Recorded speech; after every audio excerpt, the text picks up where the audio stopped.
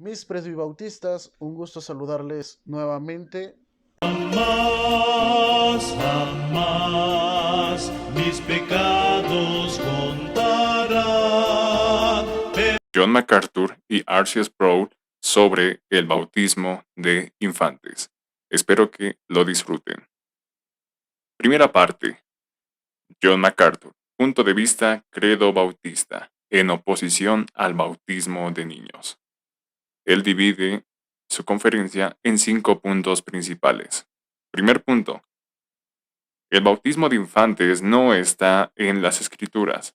No existe mandamiento claro, directo y enfático a bautizar infantes. Número 2. El bautismo de infantes no es un bautismo en el Nuevo Testamento. La Escritura guarda silencio acerca de eso. Sin embargo, acerca del bautismo de adultos es extremadamente clara. Todos los que fueron bautizados en la familia del carcelero de Filipos, de Lidia y de Estefanas, todos recibieron la palabra predicada, creyeron y recibieron al Espíritu Santo, por eso fueron bautizados. El bautismo es solo por inmersión acorde a la palabra bapto, porque somos inmersos en Cristo, porque la doctrina de la salvación que el bautismo representa dice que el creyente está en Cristo, o sea, dentro. Usa Romanos capítulo 6, versículo 4 al 6 como texto de evidencia.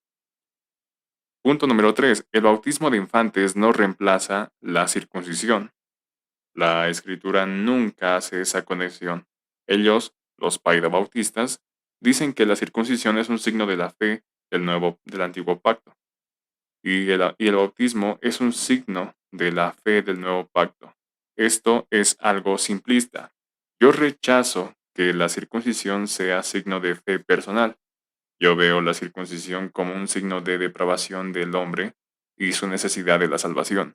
Yo veo la circuncisión como una señal étnica temporal solo para el pacto con Abraham y no necesariamente espiritual. Yo no veo conexión con el bautismo porque tal como hizo Abraham cuando se circuncidó, todos los adultos de su casa se circuncidaron, habría que hacerlo así también con el bautismo y ya vimos que no es así. En el nuevo pacto no tiene ninguna señal física temporal. Yo entiendo el pacto de Abraham como un pacto étnico. Yo veo el nuevo pacto mencionado en Jeremías 31, del versículo 31 al 34, como un pacto diferente al pacto de Abraham. La única conexión que se puede hacer es con el bautismo de Juan, que era transicional. Fue un bautismo conductorio, preparatorio para el Mesías. Si se quiere alguna conexión, es solo con ese bautismo. Número 4. El bautismo de infantes no está acorde a la naturaleza de la Iglesia. El bautismo de infantes confunde a la naturaleza de la Iglesia, que es solo para creyentes. El resto de la gente que está en la Iglesia, eh, está bautizados o no, no son parte de la Iglesia redimida. Veo el bautismo de infantes como una evidencia que la reforma fue incompleta. Tanto Roma como Lutero, como los demás reformadores, no entendieron la doctrina de la Iglesia del Nuevo Testamento. El bautismo de infantes no está acorde con la soteriología reformada. He dedicado largos años de mi vida a explicar con claridad el Evangelio, la salvación por la sola fe, la regeneración, la justificación, la santificación, y encuentro que el bautismo de infantes contribuye a confusión en cuanto a eso, porque no hay fe en los niños, no hay comprensión del Evangelio, no pueden arrepentirse. Luego Lutero comprendió la salvación por fe, pero niños son niños. Ellos no pueden comprender. No hay gracia redentora en el nacimiento. No hay fe. No hay ninguna unión simbólica con Cristo. El único punto que puede encontrar acerca de esto es la membresía de la iglesia, y esto es diferente a la salvación por fe. Entonces, nada está perdido aún.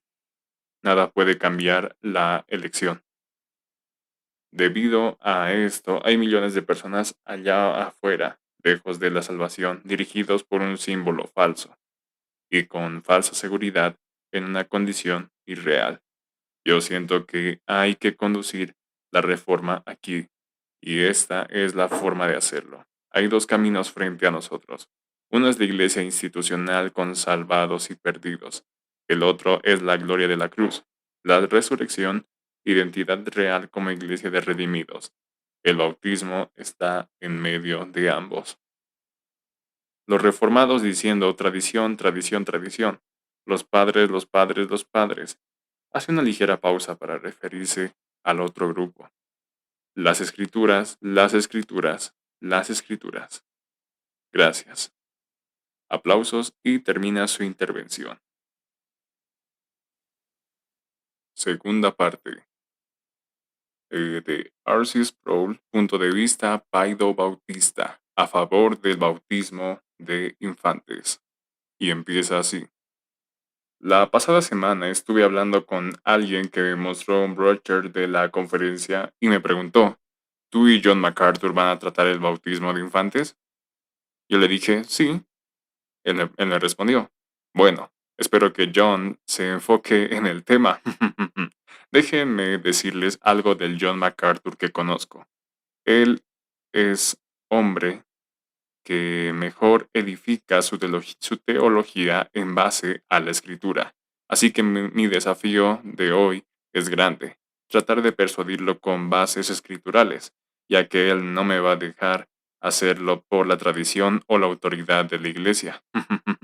Algo que dejó claro John en su conferencia es que en el Nuevo Testamento no hay mandamiento explícito o mención explícita del bautismo de infantes, y yo estoy de acuerdo con él completamente.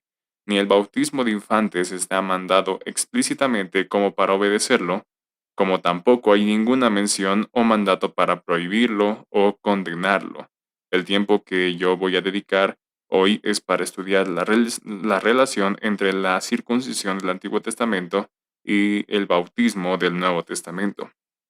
Eso se complica un poco cuando alguien dice aquí, ahora sí, el bautismo del Nuevo Testamento no es la circuncisión, no hay una ecuación entre ambos o una identidad entre ambos. Cuando yo oigo decir eso me asombro, me impresiono de escuchar algo tan obvio. Nadie en la historia de la Iglesia ha dicho eso, de que hay una identidad entre ambos. Nadie en el Antiguo Testamento habló de circuncidar con agua. Es algo obvio. No se trata de identidad, sino de relación, de continuidad entre la circuncisión del Antiguo Testamento y el bautismo del Nuevo Testamento. Hay que tener cuidado en los términos técnicos y ver si hay continuidad entre circuncisión y bautismo, y a la vez buscar puntos serios de discontinuidad. Por tanto, el asunto es buscar elementos de similitud o relación de continuidad y a la vez de discontinuidad. Obviamente los elementos de la discontinuidad son que la circuncisión es del Antiguo Testamento y el bautismo es del Nuevo Testamento. La diferencia es obvia. Ahora bien, elementos de la continuidad, puntos cruciales de la continuidad es que es universalmente aceptado y creído. No sé si John está de acuerdo con esto o no. Que la circuncisión es en el Antiguo Testamento la señal del Antiguo Pacto y el bautismo es la señal del Nuevo Pacto. Son diferentes, pero ambas son señales de pactos que Dios ha hecho con personas. El caso de la circuncisión es la señal del pacto hecho con Abraham. En la teología reformada nosotros discutimos los términos en que Dios hizo este pacto. Como cómo bendice a los descendientes, lo relacionado con la posesión de la tierra y más. Pero aparte de estos asuntos externos, de una herencia física, étnica y nacional, es ver que en este pacto se comunica una promesa de redención. También quisiera discutir sobre lo que se dice que la gente del Antiguo Testamento se salvó de una manera diferente a la del Nuevo Testamento. Voy a decir algo que nunca antes había dicho en público, algo que yo creo y lo hago en respuesta a la pasión con la que John dijo que él ha predicado por muchos años la pureza del Evangelio en fiel defensa de la fe. ¿Dónde? al lado mío en la trinchera, donde muchas veces no tengo la suerte de saber a quién llamar a que se pare al lado mío a defender algo acerca del Evangelio. ¿Quién? Se dirige a John MacArthur. Mi querido John. Parece que John asiente con la cabeza. Yes, sir, right. Sí, señor. Qué bien. Entonces somos un tema táctico. Ahora digo algo que creo realmente. La circuncisión en el Antiguo Testamento es la señal del Evangelio de Jesucristo. ¿Por qué digo esto? Cualquier cosa que se crea lo que era la circuncisión, esta era la señal, el centro, el alma de la promesa de Dios de proveer redención para su pueblo. Abraham creyó esa promesa y le fue contada por justicia.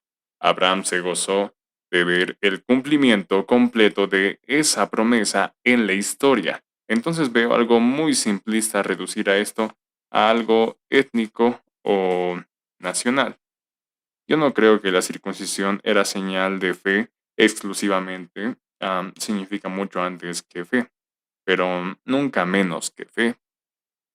De nuevo, significa más que eso, pero nunca menos que eso, porque la doctrina de la justificación por fe, que está a través de todo el pacto abrámico, está descrita en la carta de Pablo a los Romanos, capítulo 3 y 4 en el Nuevo Testamento. ¿Cuándo Abraham recibió la señal? ¿Antes de tener fe o después de tener fe?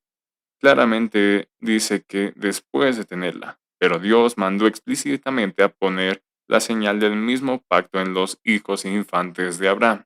Esto fue comunicado a Isaac, luego a Jacob, pero Moisés no puso la señal en su hijo infante y Dios quiso matarlo.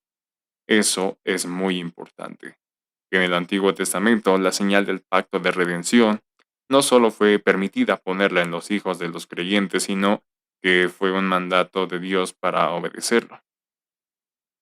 El punto es que, aunque sea una pequeña porción del significado de la señal de ese pacto, nos dice explícitamente, es enseñanza bíblica, que el Dios Todopoderoso manda explícitamente que la señal de la fe sea administrada a personas que todavía no la poseen. Eso es algo muy significante. Entonces, el punto principal aquí es entender que es enfático en el Antiguo Testamento que la señal de la redención es mandada por Dios a ponerse en los niños, no solo en los niños indiscriminadamente, pero a los niños de la comunidad del pacto, la casa visible de la fe, también llamada la iglesia del Antiguo Pacto, del Antiguo Testamento. O sea, se puede tener la señal sin fe, pero ¿qué es la señal sin la fe? La persona no es justificada por la circuncisión en el Antiguo Testamento, ni por el bautismo en el Nuevo Testamento. Por eso estoy en desacuerdo como mi amigo John.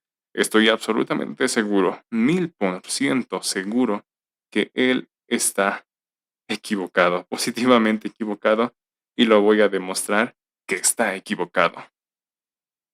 Perdón, así lo dice, en serio. Hace un par de horas que escuchaba en esta misma mesa que el bautismo es solo para los creyentes. Se dirige a John. ¿Tú dijiste eso? Parece que John asiente con la cabeza. Right. Yo creo en el bautismo de creyentes. Todos los reformados creemos en el bautismo de creyentes. Yo no voy a bautizar a ningún adulto sin que antes haga profesión de su fe, se arrepienta y manifieste creer en Jesucristo. Hay abundantes evidencias bíblicas en el Antiguo Testamento y en el Nuevo Testamento de que la circuncisión de adultos, como el bautismo, son después de profesión de fe. Hay 12 referencias a bautismos en el Nuevo Testamento. 4 de ellas hablan de lo que John produjo como bautismo familiar, el que hubiera niños o no en esos bautizos, ya que no hay ninguna mención explícita o que es posible o no de que hubieran, es para mí estirar demasiado el argumento para entender por qué no se indica algún tipo de continuidad en los principios que nosotros veremos claramente en el Antiguo Testamento. Pero yo no voy a tener cuidado o preocupación por el término okios o familiar. porque cada referencia al bautismo de adultos en el libro de Hechos es 100% completa y totalmente irrelevante para la pregunta en discusión aquí. Ya dije que todos creemos en en el bautismo de adultos y que todos creemos en el bautismo de los adultos es requisito y prioritario la profesión de fe para bautizarles. No hay argumento en contra de eso. Hay un solo argumento sobre esto que es secundario, no insignificante, porque tiene alguna significancia, y es que todos los mencionados en el libro de Hechos son la primera generación de creyentes. La pregunta es simple, ¿deben los hijos de los creyentes recibir la señal del pacto del Nuevo Testamento? Así como claramente se ve que la recibían los hijos de los creyentes del Antiguo Testamento. De nuevo, nosotros reconocemos las diferencias entre el Antiguo Testamento y el Nuevo Testamento. En el punto 1, John dijo que los que recibían la señal del pacto eran varones y presumiblemente la señal del pacto del Nuevo Testamento no es para varones solamente, sino para mujeres también. El punto aquí es que algo bien claro en el Nuevo Testamento es que sin dudas el nuevo pacto es un mejor pacto que el antiguo pacto. Sin dudas, el nuevo pacto es más inclusivo que el antiguo pacto. ¿Por qué una práctica que incluye a los hijos de los creyentes, la cual es la señal del pacto de redención que se practicó por más de 2000 años, de pronto en el Nuevo Testamento es abrogada o quitada sin una sola mención? La responsabilidad aquí es probar cómo algo tan importante como la señal del pacto de redención y la promesa de Dios tiene un cambio tan radical en la historia de la redención. Sin embargo, las referencias históricas de los primeros siglos del cristianismo es que el bautismo de infantes era una práctica universal de la Iglesia. Ahora, es posible que en los últimos 100 o 200 años en que toda o casi toda la Iglesia se ha apartado de las prácticas apostólicas sin que una voz haya sobrevivido en contra de eso, que a pesar de la montaña de información que sobrevivió a los 3 primeros siglos acerca de las controversias teológicas, acerca de las diferentes opiniones de los padres patrística, es muy extraño esta desviación de la pureza de la Iglesia apostólica que tomó lugar y extendió a toda la cristiandad sin que una palabra haya sobrevivido. Eso no es un argumento para el silencio, pero es un silencio que da gritos. La razón para que no haya un mandato en el Nuevo Testamento fue claramente asumida por cualquier judío creyente o los primeros cristianos que la misma práctica y el mismo principio de incluir los niños de los creyentes en la recepción de la señal del pacto continuaba porque Dios no dijo que eso dejara de hacerse. John mencionó el texto de 1 Corintios 7:14 acerca del marido incrédulo, la mujer creyente y cómo éste es santificado. Y ahí puede haber un pequeño malentendido para nosotros, porque nosotros usualmente decimos santificación refiriéndonos al crecimiento en santidad, al progreso de ser confortados a imagen de Cristo que comienza seguido a la justificación. Pero ese texto no habla de santificación. Veamos qué quiere decir santificar bíblicamente. El significado principal es poner aparte o consagrar, es ser puesto en diferente ambiente al que se tenía. Vayamos atrás a lo que dijo Dios a Israel. Sean santos, porque yo soy santo. Yo seré su Dios, y ustedes serán mi pueblo. Y Dios se santificó para sí mismo una nación, pero no todos en esa nación fueron santificados para ser dignos, pero toda la nación fue dignificada como una nación con vocación santa. Él llamó a un pueblo santo, escogido por él los puso aparte. Entonces, ese texto de que el esposo incrédulo es santificado por la esposa creyente y la esposa incrédula, bla, bla, bla, significa que es puesto aparte. No dice que es salvo, sino puesto aparte. Es puesto aparte de algo, de alguna condición ordinaria a la cual estaba. Y la razón de esta santificación del inconverso son los hijos. Esto se ha puesto bastante interesante. Miren el lenguaje. La santificación del cónyuge inconverso es un beneficio de los hijos. Miren el lenguaje. Porque si fuera de otra manera, los hijos serían inmundos, pero ahora son limpios. Eso es lo que ha hecho la Iglesia por siglos. No ha bautizado indiscriminadamente a cualquier niño, sino a los hijos de al menos uno de los padres que sea creyente. Pero vamos otra vez al lenguaje. Miren la palabra, inmundos. ¿Cuál fue la primera referencia de los judíos para entender el concepto de inmundos y limpios? El inmundo era el que estaba afuera del pacto de Dios, era visto como gentil. El inmundo era el que estaba fuera de la comunidad del pacto, que era la comunidad donde la gracia de Dios se enfocaba. Eran los extraños al pacto. Sin duda, el lenguaje de este texto de Corintios es un lenguaje de pacto. Es el lenguaje normal a través de toda la Biblia para referirse a la relación que tenían los que eran introducidos al pacto de Dios. En el Antiguo Testamento la circuncisión no era la redención, era la señal de la redención. En el Nuevo Testamento el bautismo no es la redención, es la señal de la redención. Pero no solo de eso, sino que significa más. Es la señal de limpieza, es la señal de regeneración, es la señal de santificación, es la señal del bautismo del Espíritu Santo, es la señal de que se es puesto rumbo a Cristo y cerca de Cristo. Entonces, cuando vemos todas estas cosas, vemos que son contenidos de salvación, pero no que automáticamente se es salvo. Estas cosas no comunican la salvación, pero sí comunican la realidad de las promesas dadas a todos los que creen en Él. Quiere decir que reciben la promesa de la redención contenida en el Evangelio. El sacramento del bautismo es una señal objetiva, física, visible de una promesa hablada.